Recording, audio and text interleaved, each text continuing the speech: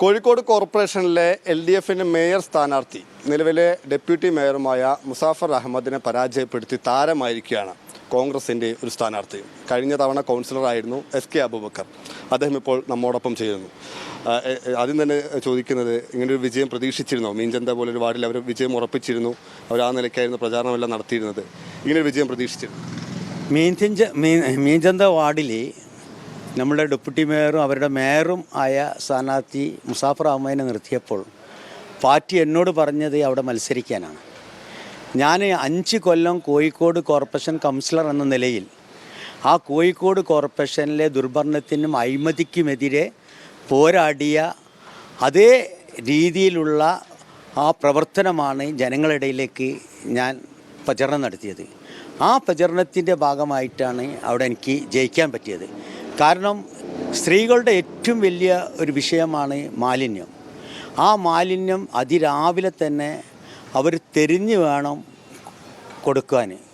ആ തെരിച്ചിലാണ് അവരെ ഏറ്റവും ബുദ്ധിമുട്ടിക്കുന്നത്. അത് മനസ്സിലാക്കിക്കൊണ്ട് അവരുമായി ഞങ്ങൾ UDF അവിടെ അധികാരത്തിൽ വന്നാൽ ഈ മാലിന്യം പൂർണ്ണമായും തെരിയാതെ ഇൻഡോറിലെയും ഡൽഹിയിലെയും പോലെ ഞങ്ങൾ കോർപ്പറേഷനിൽ എടുക്കുമെന്നാണ് അവരോട് പറഞ്ഞത്. കാരണം കോഴിക്കോട് കോർപ്പറേഷനിൽ 7 ലക്ഷം ജനങ്ങളാണ്, ഇൻഡോറിൽ 60 ലക്ഷമാണ്, ഡൽഹിയിൽ 2 കോടിയാണ്. ഈ 60 ലക്ഷവും 2 കോടിയുള്ള ജനങ്ങളെ മാലിന്യങ്ങൾ വേർതിരിക്കാതെയാണ് അവിടുത്തെ ശുദ്ധീകരണ തൊഴിലാളികൾ എടുത്തുപോയി അവിടെ ശുദ്ധീകരണ ശാലയിൽ വെച്ചുകൊണ്ടാണ് വേർതിരിക്കുന്നത്. അതുപോലെ ചെയ്യുമെന്നുള്ളതാണ് സ്ത്രീകൾക്ക് കൊടുത്ത ഉറപ്പ്. ആ സ്ത്രീകൾ അവരുടെ ഏറ്റവും വലിയ പ്രശ്നം ഈ മാലിന്യം എങ്ങനെയെങ്കിലും ഒന്നായിട്ട് എടുക്കുക എന്ന ലക്ഷ്യമാണ് അവരുടെ. അതാണ് എൻ്റെ ഏറ്റവും വലിയ ഒരു പ്രചരണം ഞാൻ സ്ത്രീകളെ ഇടയിൽ നടത്തിയിട്ടുള്ളത്. അതുതന്നെയാണ് കോഴിക്കോട് കോർപ്പറേഷനിലും 5 കൊല്ലമായി ഞാൻ പറയുന്നത്. കാരണം ഹെൽത്ത് ചെയർമാനാണ് എപ്പോഴും എന്നോട് ചൂടായി പറയാം. ഞാൻ പറയും, ഈ സ്ത്രീകൾക്ക് കടക്കൻ്റെ തോടെടുക്കില്ല, എല്ലിൻ്റെ തോടെടുക്കില്ല, പിന്നെ പ്ലാസ്റ്റിക് എടുക്കില്ല, പമ്പേഴ്സ് എടുക്കില്ല. ഇതിനൊക്കെ ഒരു മാറ്റം വരുത്തി നമ്മളുടെ സ്ത്രീകളുടെ പ്രശ്നം പരിഹരിക്കണമെന്നാണ് പലപ്പോഴും ഞാൻ കൗൺസിലിൽ പറയുക. അതിനൊരു പരിഹാരം ഇതുവരെ കാണാൻ സാധിച്ചിട്ടില്ല. പക്ഷേ UDF അധികാരത്തിൽ വന്നാൽ അതിനൊരു പരിഹാരം ഉണ്ടാക്കും എന്നുള്ളത് ഞങ്ങൾ ഉറപ്പ് കൊടുത്തിരുന്നു. പക്ഷേ ഇപ്പോൾ ആർക്കും വ്യക്തമായ ഭൂരിപക്ഷമില്ലാതാണ് പോകുന്നത്. എൻ്റെ ഏറ്റവും വലിയൊരു വിജയത്തിൻ്റെ കാരണം അതാണെന്നാണ് ഞാൻ മനസ്സിലാക്കുന്നത്. അതുപോലെ തന്നെ ഞാൻ ഏറ്റവും കേന്ദ്രീകരിച്ചത് CPMൻ്റെ നിഷ്പക്ഷമായ പ്രവർത്തകരാണ്. അവരോട് ഞാൻ കോഴിക്കോട് കോർപ്പറേഷൻ്റെ കാര്യങ്ങൾ പറഞ്ഞ് മനസ്സിലാക്കി കൊടുത്തതിൻ്റെ ഫലമായി കോഴിക്കോട് കോർപ്പറേഷനിൽ നിന്ന് ധാരാളം വോട്ടുകൾ അവരുടെ CPMൻ്റെ മെമ്പർഷിപ്പില്ലാത്ത സാധാരണക്കാരായ CPMകാരിൽ നിന്ന് എനിക്ക് ലഭിച്ചിട്ടുണ്ട്. അതാണ് എൻ്റെ ഏറ്റവും വലിയ ഒരു വിജയം. ഈ പറഞ്ഞതുപോലെ അടിസ്ഥാന പ്രശ്നങ്ങൾ ഉയർത്തിയാണ് താങ്കൾ പ്രചാരണം നടത്തിയത്. ഗുണം ചെയ്തു. അപ്പുറത്ത് മന്ത്രി റിയാസ് അടക്കമുള്ള പ്രമുഖരായിരുന്നു പ്രചാരണം നടത്തിയിരുന്നത്. അതിന് ആ നിലയ്ക്ക് തന്നെ പ്രചാരണം നടത്താനുള്ള കെൽപ്പുണ്ടായിരുന്നു. 3 ദിവസമാണ് മന്ത്രി റിയാസ് അവിടെ കേന്ദ്രീകരിച്ചുകൊണ്ട് വർക്ക് നടത്തിയത്. അതിൻ്റെ ശേഷം മോഹൻ മാഷും എളമരം കരീമും ഒരു വീട്ടിൽ വെച്ച് അവിടുത്തെ ഉന്നത വ്യക്തികളെ വിളിച്ചു കൂട്ടി അവർ ബോട്ട് ക്യാൻവാസ് ചെയ്യാനുള്ള നിർദ്ദേശം കൊടുത്തെങ്കിലും ഞാൻ അവിടെ ഉപയോഗിച്ചത് ഇവർക്ക് എതിരെ ഒരു പ്രചരണത്തിന് ഒരു അരമണിക്കൂർ വെച്ച് സാപ്പിപ്പറമ്പിലാണ്. റിയാസ് വന്ന പരിപാടിയിൽ 60 ആൾ പങ്കെടുത്തെങ്കിൽ സാപ്പിപ്പറമ്പിൽ വന്ന അതേ മില്ലത്ത് കോളനിയിൽ ആയിരക്കണക്കിന് ആളുകളാണ് രാത്രി 10:30 മയക്ക് പോലും ഇല്ലാതാണ് സാപ്പിപ്പറമ്പിൽ പ്രസംഗിച്ചത്. ആ സാപ്പിപ്പറമ്പിലിൻ്റെ ആ പ്രസംഗം, ആ പ്രചരണം എനിക്ക് വലിയൊരു മുതൽക്കൂട്ടായി മാറാൻ സാധിച്ചിട്ടുണ്ട്. മറ്റൊന്ന്, ഈ പറഞ്ഞതുപോലെ ഇപ്പോൾ നിലവിൽ ആർക്കും വ്യക്തമായ ഭൂരിപക്ഷമില്ല കോർപ്പറേഷനിൽ. ഈ കോർപ്പറേഷനിലെ മേയർ സ്ഥാനത്തേക്ക് കോൺഗ്രസ് മത്സരിക്കും അല്ലെങ്കിൽ UDF മത്സരിക്കുമെന്ന് കഴിഞ്ഞ ദിവസം MK രാഘവൻ MP പറയുകയും ചെയ്തിരുന്നു. ഈ മേയർ സ്ഥാനാർത്ഥിയെ തോൽപ്പിച്ചെന്ന ആളെന്ന നിലയ്ക്ക് SK മേയർ സ്ഥാനാർത്ഥി UDFിൻ്റെ മേയർ സ്ഥാനാർത്ഥിയെ മത്സരിക്കാൻ സാധ്യതയുണ്ടോ?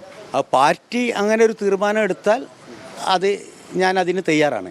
പാർട്ടിയാണ് ആ തീരുമാനം എടുക്കേണ്ടത്. അല്ലാതെ വ്യക്തിപരമായിട്ട് എനിക്ക് അതിനെപ്പറ്റിയൊന്നും പറയാൻ പറ്റില്ല.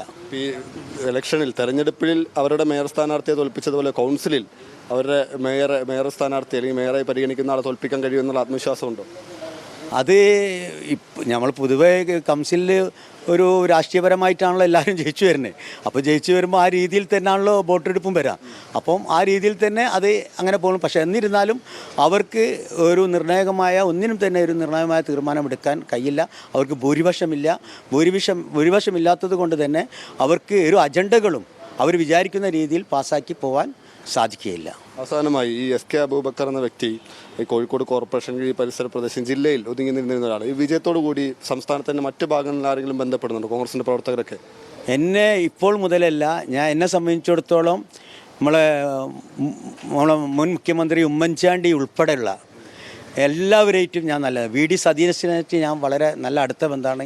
സാധാരണ പ്രവർത്തകർക്ക് അതിന് പരിചയമുണ്ട്. അവരൊക്കെ ഈ ജയത്തിന് ശേഷം ബന്ധപ്പെടുന്നുണ്ട് ഫോണിലോ മറ്റോ? ഞാൻ ഈ ഫോണിൽ മാത്രമല്ല, എനിക്കിപ്പോൾ എവിടെ പോയി കഴിഞ്ഞാലും എന്നെ കെട്ടിപ്പിടിച്ച് ആഹ്ലാദിക്കുന്ന രംഗമാണ് എല്ലാ സ്ഥലത്തും ഉള്ളത്. ഞാനിപ്പം മറ്റേ മുഗദാറിൽ നിസാന് 3000 വോട്ടിന് ജയിച്ച നിസാൻ വരുന്നുണ്ട് അപ്പുറം. പക്ഷേ ജനങ്ങൾ ഫുള്ള് എന്നെ കെട്ടിപ്പിടിച്ചാണ് പോകുന്നത്.